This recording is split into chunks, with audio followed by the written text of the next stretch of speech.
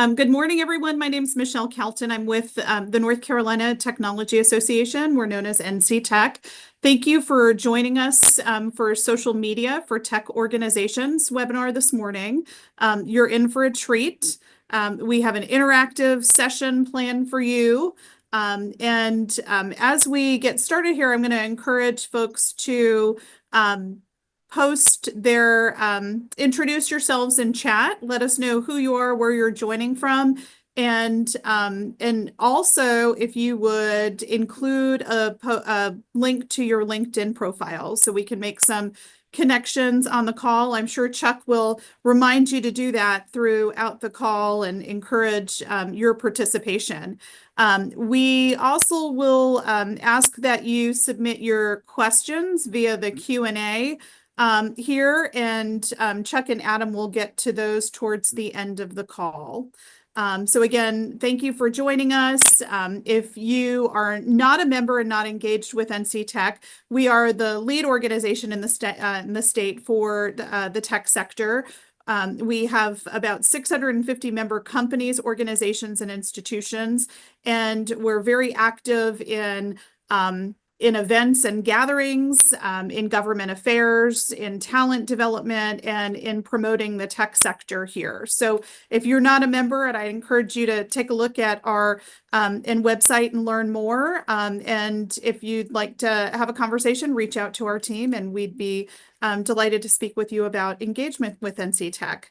And now for the main program, I'm thrilled to introduce you to our hosts today from, we've got Chuck Hester and Adam Sinkus from A Purpose Partnership, a great partner of and member of NC Tech.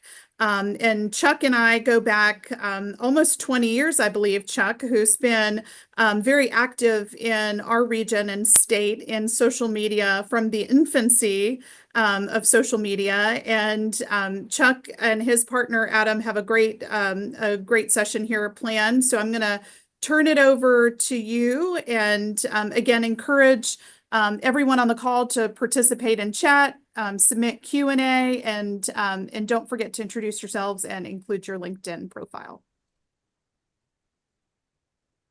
Sounds good. Well, welcome. As Michelle mentioned, I'm Chuck Hester. I'm managing partner for A Purpose Partnership. We are a marketing firm on demand. We have 3 partners as well as 8 subject matter experts in all areas of digital and content marketing, public relations, and the like. As Michelle mentioned, I actually started with NC Tech, 20 years ago. When I was with iContact as a director of communications, and we were a software company of the year in that year.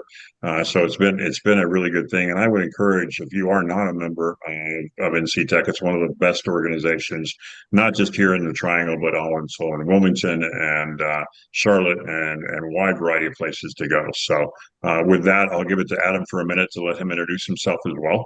And we'll take it from there. All right. Yeah, appreciate that. So my name's Adam Sinkus. I am the other managing partner of Purpose Partnership. I am the tech side of our house of cards here, and so I work with all of our website, our social media management, and a lot of the back end tools that we use to manage and report all of that. So absolutely love getting out there and just getting creative messaging and creative graphics and design out there for our partners and our companies as well. So excited to share what we've learned over the years with everybody today. Absolutely. So let's talk about what you can expect today. And one of the things we should mention, A Purpose Partnership is all about partnering with. We have significant background in tech startups and well-funded startups as well. We like to say that we work with our founders to be able to allow them to do what they love to do because we love marketing. I mean, that's kind of the bottom line. So today, what we're going to look at is building a strong social media foundation and creating engaging content. It is a lot about content. My partner will work on strategies for measuring success and attributing ROI. You can put together a good marketing program or a social media program, but if you don't have measurement on that, it's difficult to do.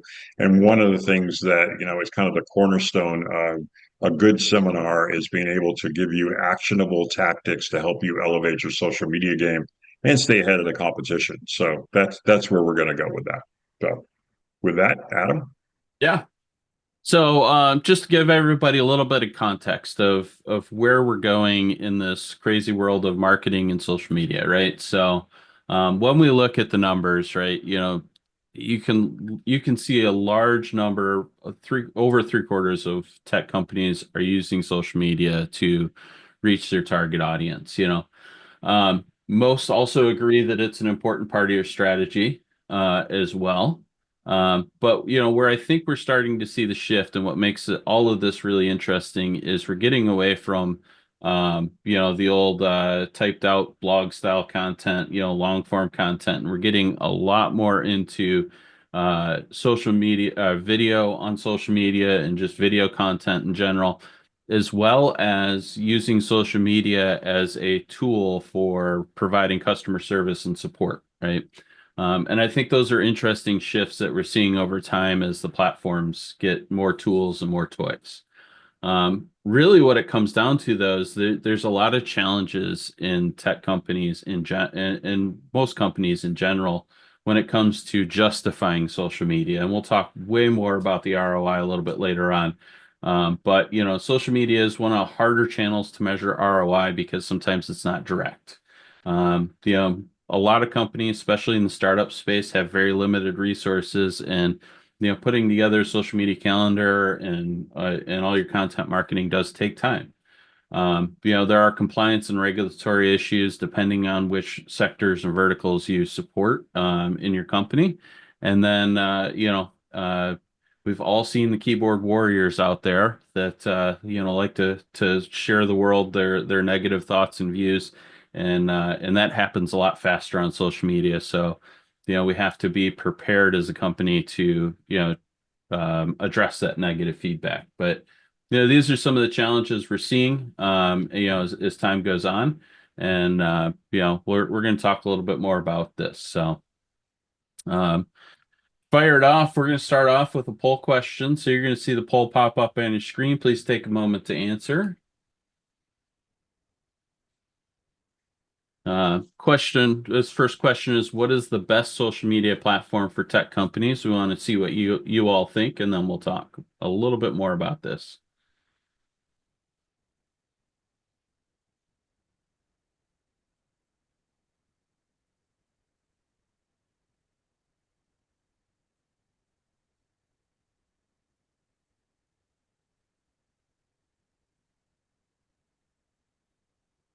All right, so far looks like LinkedIn is our leader here. You got one person said X, Twitter, whichever way you want to call it. I still call it Twitter. So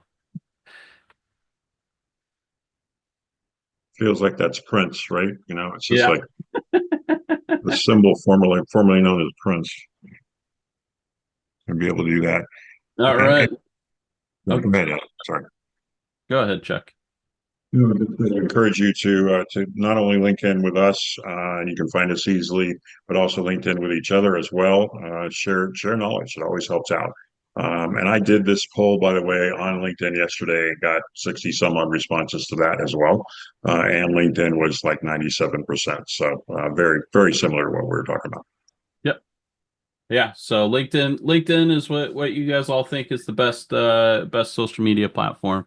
Myself, we're going to dive into that a little bit more. So, Chuck? Yeah. Foundational work is important, foundational within LinkedIn, building your LinkedIn profile, your LinkedIn company page. But really what it is all about is finding your audience and then figuring out where they live. To understand that audience, you need to analyze their demographics, age, gender, income, location, and understand their interests, values, and lifestyle. That will really dictate it. We'll get into specifics on the different platforms, but that will dictate how you interact with folks. And, like we said, the B2B platform of choice is LinkedIn, but there are others depending on what you're trying to accomplish. We have a client who is a painting contractor, and mostly is on Facebook and Instagram. It really finds folks there. So it just depends. You need to, and I guess the best way to say this is avoid being, hey, Adam Sinkus is on LinkedIn, so I should be on LinkedIn type mentality. You really need to understand your audience and where they live as far as that goes. And what we do is we create buyer personas. Now, personas are just basically kind of like just kind of a profile of your buyer that you're looking to do. You get the demographic information from the left-hand side there, but more importantly, you look at their pain points and challenges and their goals and motivations and buying behavior and preferences. If you're a B2C, it might be, hey, I heard an influencer likes this particular product, and I'm gonna check it out. Those type of things. But when you're using those personas, and usually it's 2 to 3 personas that you build, you're able to then go into the different platforms that you want to take a look at. So yeah, so that's that, and continue to work with that. Now, choosing the right social media platform, and we use the philosophy of pick two, pick three, but don't try to be everything to everybody. And build off of one particular platform, and we'll get into those specifics right now. So first of all, my favorite, LinkedIn. I'm a LinkedIn speakers trainer as well. Have been on LinkedIn for, golly, I'm going on 20 plus years. It's for B2B companies, industry leaders, executives. It's not necessarily just a job seekers platform. This isn't posting your resume and hoping for the best. But effective posts that we run into, and this is an interesting aspect of LinkedIn as well, but industry insights, trends, professional achievements, and milestones within just your personal profile, but also your organization, and networking opportunities and job postings that you may have available. You're finding a lot of that right now, and folks are being a little more upfront about the fact that they've been laid off, or they are hiring, whatever that may be. And here's another interesting fact that we don't have in here on LinkedIn necessarily. LinkedIn is a visual medium, and so being able to use video, infographics, pictures, carousels, and the like, LinkedIn is a great place to do that for a couple of reasons. Number one, a lot of people aren't doing that, so you're standing out in the crowd. But number two, LinkedIn's algorithm is encouraging video and encouraging visuals, so it's something to consider. And the next one is Facebook, which is mostly B2C, although they have been building their B2B as well. It's a social community, and it's a wide range of people between 18 and 65, significant number between 25 and 45. Effective posts on Facebook, and I'm sure you've seen Facebook Reels and those type of things, but visuals and videos, memes and stories. It really is about telling your story and being more personable. Community events, local news, polls, and interactive content, similar to what we just showed you with that first poll. Encouraging engagement within the users. What do you think? What trends are you seeing? Those type of things. And then the users on Facebook like to hear personal stories and information of, hey, I was a tech startup and this is what I did and this is how we help some people, those type of things. You'll see a lot of that in our client work as well. Yeah, I was gonna say, the other audience that I see a lot on Facebook is the small business, the Main Street America businesses, right? So even if you are B2B, but you service that small business community, Facebook is another great place to reach out to them. I find a lot of times they're more engaged there than LinkedIn. We go into Instagram, much younger demographic, especially millennials and Gen Zs. They're looking at lifestyle, fashion, beauty, travel, food. I look at it because I'm a foodie. I look at Instagram for that type of information because it's primarily a visual medium. High quality images and videos are important, and behind the scenes content as well. And then the other interesting aspect, and we'll get further into this later on, but user-generated content and collaborations, and along with engaging captions and hashtags for discoverability. Hashtags on Instagram in particular and Facebook, although in LinkedIn as well, are important because people actually search by hashtag and look for areas of interest that they're looking at. And then X, formerly known as Twitter. This is basically, and it comes up probably every couple of years. Twitter's dying. They're not going to be doing it much longer, but it just keeps hanging on. News enthusiasts, tech savvies, professionals, and influencers. It's popular for real-time information seekers. I post on Twitter once a week. I mean, that's kind of the bottom line in that, but it's short, impactful, real-time updates, news. I will go to Twitter sometimes if I'm looking for news stories as well. And you can add polls and questions. Well, you notice we're talking a lot about polls, but there's a reason for that because it's pulling in engagement. And as far as that goes, it also encourages interaction with the communities that you're building and images as well to enhance that engagement. Yeah. I was gonna say the other thing with Twitter to remember is that post life cycle is like less than 15 minutes, right? Yep. So when you post something 15 minutes later, it's gone. So it's the one platform you have to be consistent on all day, every day. This is why it works really great for like news outlets, and that why they use it. Okay, so one of the aspects that we need to talk a look about is creating that unique brand voice and visual identity. Now, the brand voice includes three areas: personality, language, and consistency. We work with our clients to be able to develop that personality, if you will. It's defining who you are. And honestly, when you're using AI, you do this as well. You want to be able to say, okay, business casual or whatever it may be. You define who your brand is and how it's represented to your potential customers and clients. A lot of that can be dictated by who you're talking to as well. And that's important when it comes to language. Choose the vocabulary that resonates with your target audience. Are they more formal? Are they business oriented? Are they casual? And one of my favorite areas, do they like dad jokes? I mean, those type of things that you look at.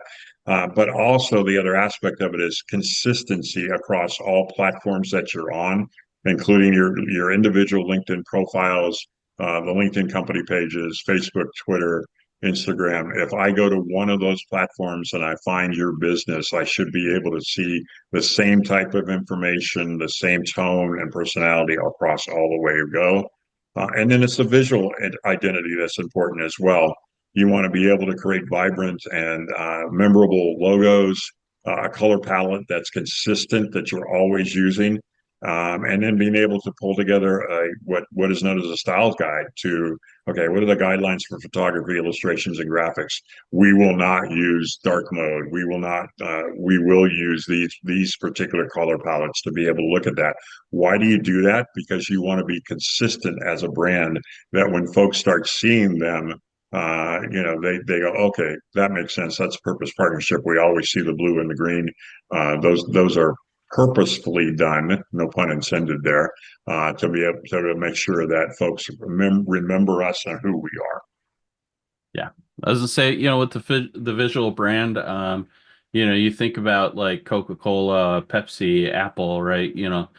From a mile away, you can tell, their ads, whether it be print or video. You're like, I know exactly who that company is, and that's from a visual perspective, one of the things you're trying to establish, Yeah. and so that's why that consistency that Chuck was talking about is so Yeah, important. you've probably seen the quizzes where they just show the logo, colors, and swatches or whatever. They don't have the name in there. A good percentage of those folks can be identified as such. Coca-Cola is a great example. Microsoft, a wide variety of folks. So there we go.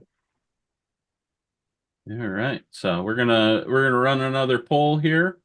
Uh, so that should be popping up for you. What is your favorite type of social media content?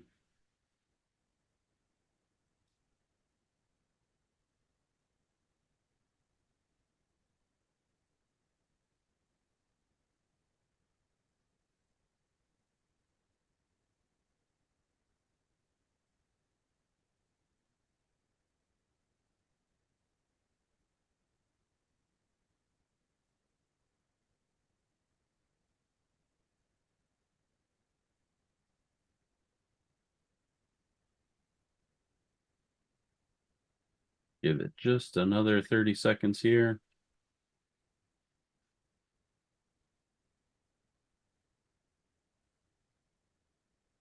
All right. Looks like visuals and video is largely what people like to see. We see that across the board in the trends of where social media is going. I love seeing that we got a few of you that are inspired by lessons learned and stories. Also something I'm very passionate about as well. So Yeah, and again, emphasize that LinkedIn is a visual medium. Just keep that in mind, because for the time being, you can stand out as a result of that, to be able to do that. So yeah, so how do we get to that engaging content, right? Because the age old adage, if you build it, they will come, doesn't apply anymore on social media. You have to create content that resonates with your audience, that really makes them want to engage with you. So, so we use a mix of content when we're designing content for our clients, right? So things like sharing insights, and industry news. When we talk about things, we use the language that is familiar to them, right? We're trying to talk, if we're talking to a technical audience of computer programmers, we're going to use language that's familiar to computer programmers. We're not going to try and, dumb it down and make it for everybody because we're going to lose our intended audience there. Um, we create content that provides value and solves problems, right? And I think that's super important, the value and solves problem piece of that.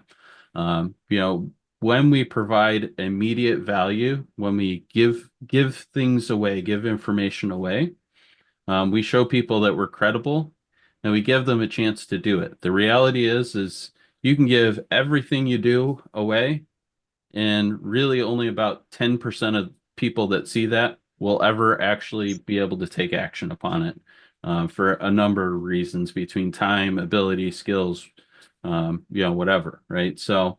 Um, so when we give that value and we start solving their problems, they're going to be keyed into who we are as a company.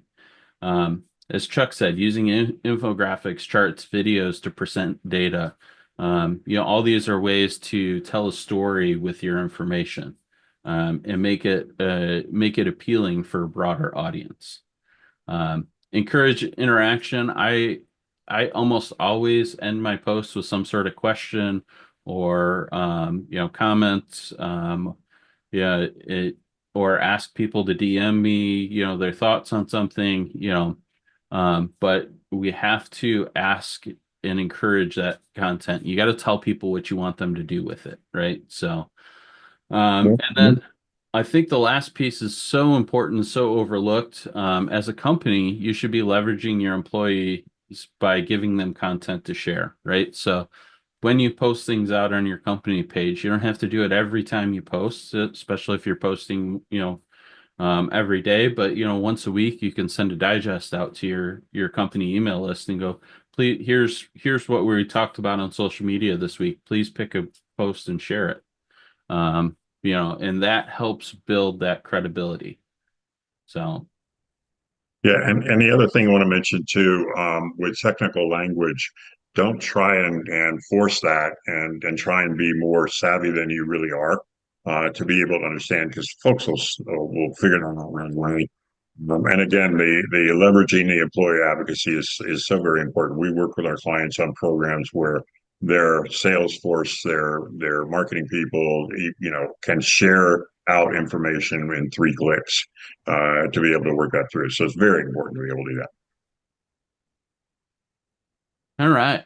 So we've been talking about video, right? And audio, and it's super, super powerful because unlike the written word where you're hoping people can understand your personality, your persona, your who you are as a person, when you put it into video and audio, it brings out your personality in a different way, right? A very unique way. So really, a couple things we look at, right? Is you can host live streaming events. Things like this, hosting a webinar about, the latest trends in tech, or a new product you might be launching soon, or looking for beta testers, creating, kind of creating that thought leadership type approach, right? Launch a podcast, or if you're limited on time, go be a guest on podcasts. There's plenty of tools to help find podcasts out there and get you connected with hosts. I use personally, we use Podmatch as a great resource. But getting out there and just putting that consistent message out across a podcast platform helps build credibility as a thought leader. Create a content repurposing plan. So this is the build it once, use it many. So if I do a podcast, I can convert that to a blog, which then I can convert to a social media post, which then I can convert to micro snippets that I might put on TikTok or Instagram of just bite-sized pieces of information. Now I've done one podcast, but I maybe have 20 or 30 pieces of content potentially from that single podcast, right? So when you are thinking about these video events and these podcasting events, think about how else and where else can you use that content, and then develop a consistent release schedule. People are habitual, so if they're used to looking for your information at a certain time, a certain day, because you always post on Thursday at 9 in the morning, be consistent about that, right? When you miss those days because you slept in or you went on vacation, people will notice and start looking for you, and so whether it's video, whether it's text posts, whether it's infographics, just be consistent on a schedule of when you put out content. It'll help your audience find you. All right, so we're going to run our last poll of the session. So what's the most important success measurement for marketing on social media content?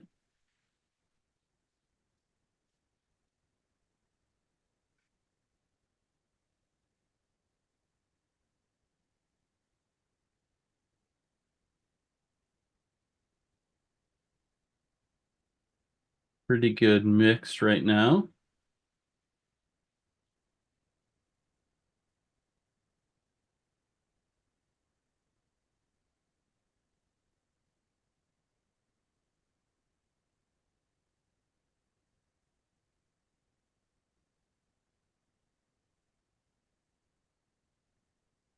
All right.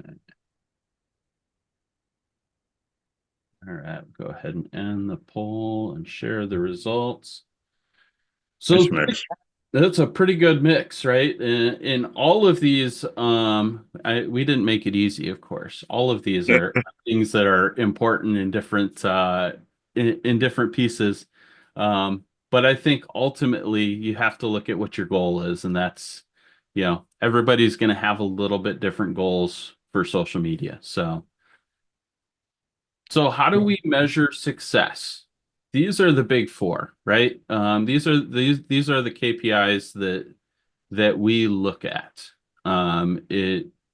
to really understand how well social media is going for a company. So engagement rate. We want to know that the content that they're putting out is getting views, getting likes, and developing a conversation around it. If the content's not engaging, then likely it impacts their conversion rate, which is the percentage of people who go from social media to a desired action, whether it be fill out a form, whether it be turn into a sales conversion. There's a lot of different conversions that we can look at depending on, again, your goals, right? But we look at this going, yeah, I don't care how many people follow you. I want to know how many people go from my social media page to what I want them to do. So customer acquisition cost. So this is, obviously the less money you can spend acquiring a new customer, the better. This is looked at mostly in paid media, social media campaigns. But, there still is, especially if you're hiring a marketing company like us, this is still a reality. There is still a cost to getting your marketing done, right? And then follower growth rate. So I don't like to measure just straight followers because I feel like it's it's just people. I want to look at, are we continuing to grow our audience? Are we continuing to make that 5 or 6% growth every month, right? Because if we're continuing to grow, if I have 10,000 followers, 5 or 6%, is a couple hundred followers a month growth, right? But if I have 50 followers, that 5 or 6, it's all relative. And so by putting a hard and fast number on it, I think it limits how you look at your growth in social media. So Yeah, and again, we work with clients that say followers, yeah, that's okay, but that's not what I'm really looking for. I'm looking for brand recognition, sales conversion. Are they moving to the next step, which is going to the website, adding sales leads, whatever it may be. yep. All right. So here's the big one, right? You go to whether you're the CEO or whether you're the person making the marketing decisions, at some point you have to show value to your stakeholders that all this marketing stuff makes sense, right? I think when we talk about especially social media, right, there's some challenges with it that are unique to other pieces of marketing. Um, we have difficulty attributing our direct ROI unless you're running paid campaigns. But organic social media, we have difficulty attributing direct ROI. And it's because they have usually 8, 9, 10 different touch points. And so it's hard to drive exactly which one of those touch points link them to a conversion that you were looking for, right? Limited visibility, right? We can see a lot of general data about our audiences in social media, but it's just general data. We don't typically get really good profiles of individuals unless we're spending a massive amount of time, clicking on each one of our likes and follows and looking at who they are and cataloging that information, right? And that's a very arduous and tedious process that doesn't tend to give us good value on time return. And then multiple touch points, right? So customers are going to visit you maybe on a couple of different social media platforms. They might go find your website in a separate search, not related to the social media presence. So we have to just think about where our customers coming from, and we can get some ideas based on our conversion rates, but it's not a hard and fast. Here's where all of our customers are coming from. So how do we demonstrate that value, right? So we understand what the challenges are. How do we demonstrate value to show that this marketing stuff and the social media stuff makes sense, right? So we use the data to tell a story. We use Agorapulse as a posting platform, and it has a wonderful backend analytics suite with it, and gives us all kinds of charts and information that then we use that to tell a story to our clients about what's happening with their social media, right?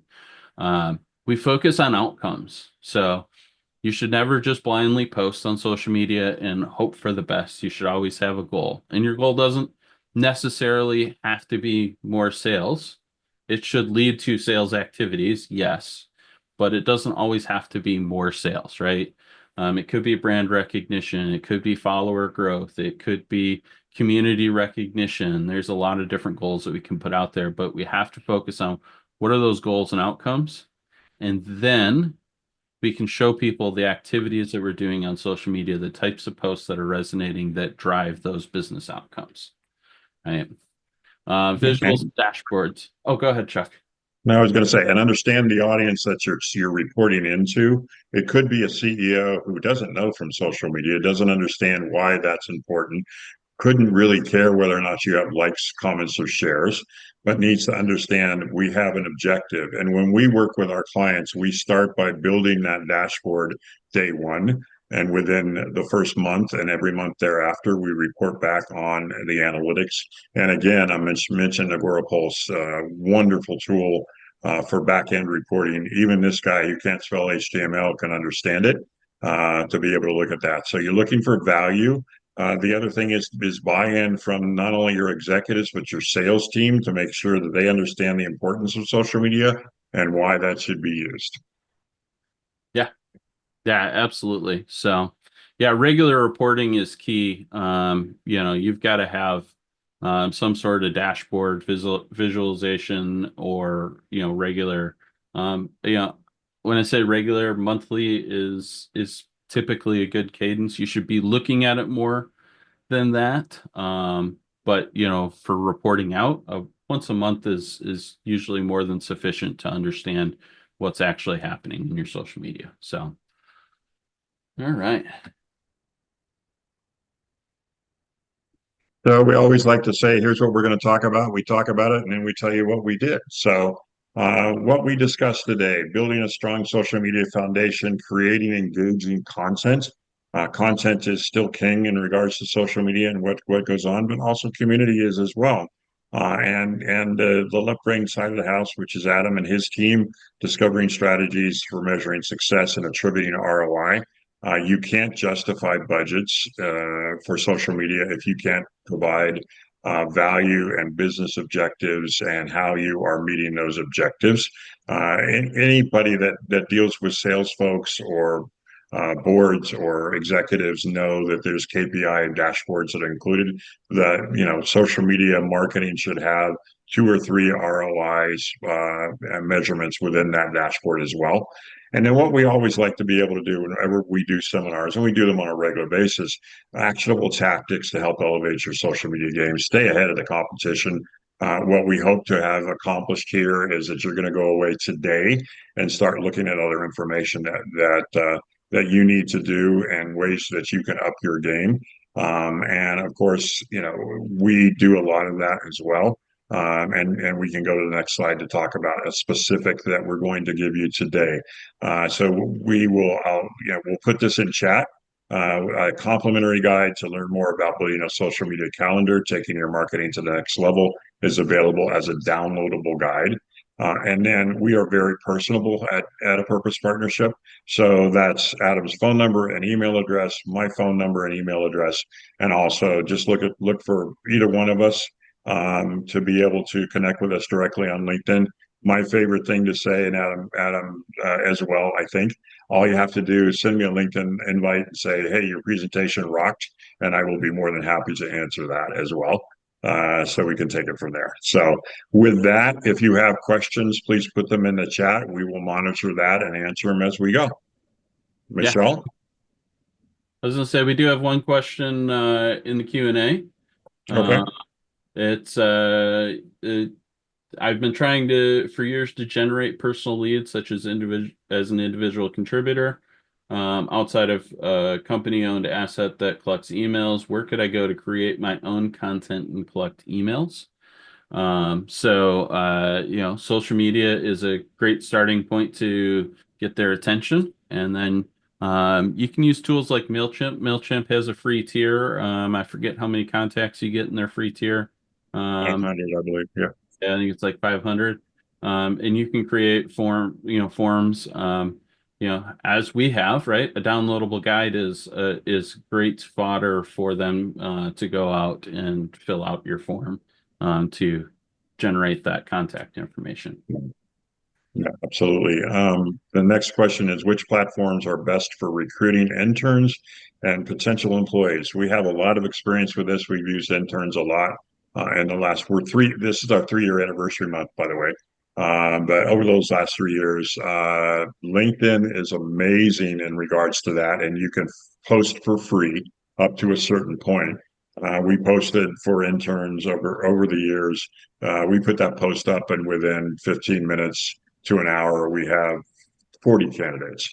And it also does a really cool thing, which is sorts the potential employees or interns that you're looking for by a good fit, maybe a fit, not a fit at all. And so it sorts them out for you, and you can then be able to do that.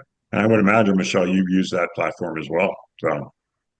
Yeah, when we have a position internally here at NC Tech, we always post it on LinkedIn because we've got an expansive network, and we're hoping that we're going to reach not just the folks that are in our network, but folks they know, maybe one of their children are, looking for a position, or they've got someone that's moving to the area that's looking for a new role. So we always use LinkedIn for posting positions. Also a plug for NC Tech's job board. So we do have a job board on our website that's free for members to post positions. So would also encourage that you use that. We do have Tech Talent Tuesday, and we'll share some of the jobs that are on our job board on LinkedIn. So that's definitely a way to leverage our network and the platform. Are there any other questions? Well, this has been great. I've enjoyed the dialogue and appreciate the polls and making it interactive. So we're getting real-time feedback from the group, and thanks to everyone for posting in chat. And we've got the downloadable guide. We'll be getting that out to you, and we'll also include Chuck and Adam on that. You've got their contact information here, but if you'd like to follow up with them, I would encourage you to do that. And thank you again for everyone joining us this morning, and hope that everyone got some good actionable items from what was discussed. Thank you, everybody. Thanks so much.